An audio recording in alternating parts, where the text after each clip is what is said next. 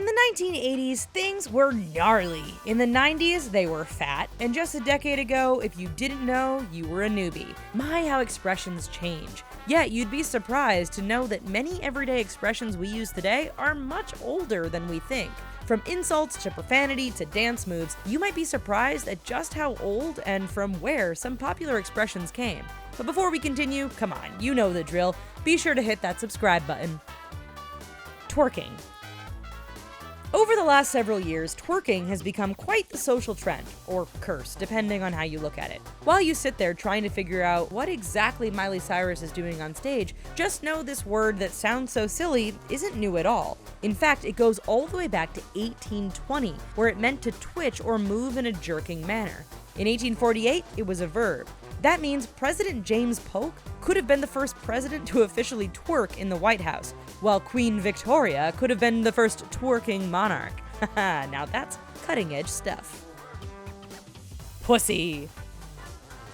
We're not gonna pussyfoot around the issue here. This is a word and expression that has many meanings, mostly, as Donald Trump has found out, negative. While today it's used as slang for a female body part, or an insult to someone who's afraid, the word pussy goes way back. In fact, one reference all the way back in the 1500s shows people using the term as a non-sexualized expression for women with cat-like qualities. Fast forward 500 years and we still use it to refer to people, just not in the nicest of ways. Unfriend. Facebook has changed our lives in many ways. We stay in touch, we get news, and we annoy people with the minutiae of our daily lives. Yes, we get it, Heather. Your baby is super cute. In all seriousness, this social media platform has also given rise to popular expressions such as unfriend. Yet, before you give Facebook and Mark Zuckerberg credit, hold on.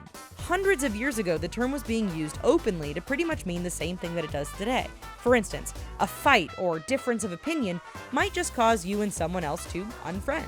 We then wonder if our ancestors headed home and told people their new relationship status was complicated. Dude. It's an expression that has been associated with the 80s, surfers, ranches, and generally cool guys. But just where does dude come from? Well, 1883 to be exact. Inspired by Yankee Doodle Dandy, dude was first spelled with 2 O's and was used to refer to a guy who was excessively focused on their appearance and clothing. Funnily enough, there was even a female version, the dudine. My, how times have changed. Today, dude is more an expression of admonishment, like, dude, I can't believe you just called me dude. Dude. Xmas. In the holiday season, we see all sorts of greetings and expressions to mark the occasion. However, one expression that can get people riled up is when stores or others use Xmas instead of Christmas. Is it just a lazy modern shorthand? As it turns out, not really. 1,000 years ago, the abbreviation Xmas was used, likely to save room in religious manuscripts which were written on expensive parchment paper. Even poets of the 19th century, free of any of the political correctness we see today, were using Xmas in their works. Nerd. 20 years ago, if someone called you a nerd, that was a bad thing because it meant you weren't cool. Today, times have changed, and nerd can be both good and bad. But where does this strange word come from? Well, teenagers started using it as slang in 1951 for someone who was not cool, or square, as they called it back then. Interestingly, 1 year before, in 1950, Dr. Seuss had used the word in one of his children's books. However, analysts say it is unlikely teens in the 50s got the word from Dr. Seuss, since that would mean they were reading children's books, which would make them super nerdy. The F word. We use it when we're upset, excited, trying to insult someone, or making a crude reference to sex. The F word is an interesting little expression which can be used as a verb, noun, and adjective. But what is its origin?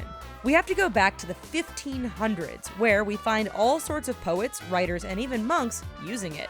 At the time, it appeared to be used commonly in reference to sex, but it was not a swear word. Since then, it slowly became a bad word, but never lost its core meaning related to sex. All the other negative and positive sub-meanings we've simply added on over the last couple hundred years.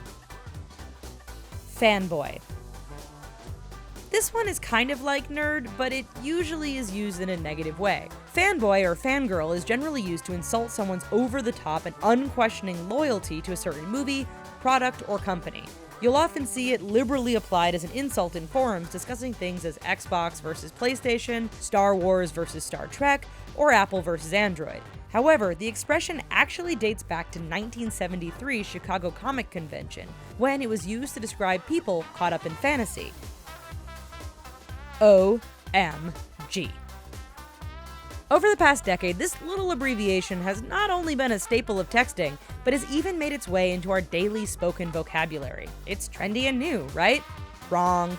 OMG, short for oh my god, was in use 100 years ago, long before smartphones or social media. In fact, in a 1917 letter from British Admiral John Fisher to future Prime Minister Winston Churchill, the expression popped up. Clearly upset about a certain wartime rumor, Fisher exclaims, OMG.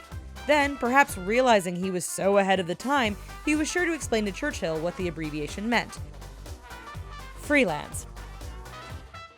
Today, freelance is used to describe anyone who is self-employed or working independently with no strong ties to any one job. For instance, you may be a freelance photographer or writer, not contracted to a specific company.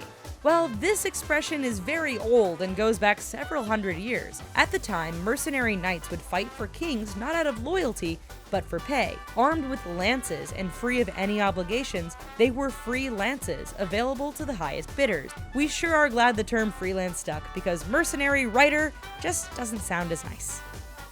So apparently we're not all as trend-setting, hip, awesome, wicked, groovy, or original as we thought we were.